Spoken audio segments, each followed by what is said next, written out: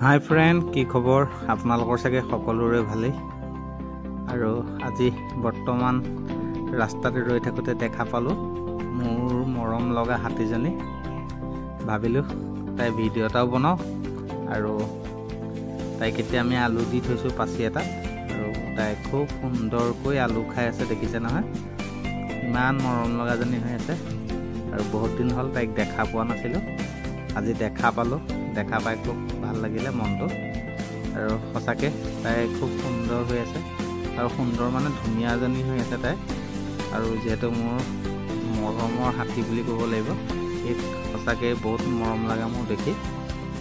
ভাবিলোঁ আপোনালোককো দেখুৱাওঁ মোৰ মৰমৰ হাতীজনী, এইজনী। আৰু তাই খুব সুন্দৰকৈ আলু খাই আছে। এই চিনি চাওক, ভৰিটো একদম এটা ভৰি আগত দি আলু খাই আছে, এই চিনি চাওক।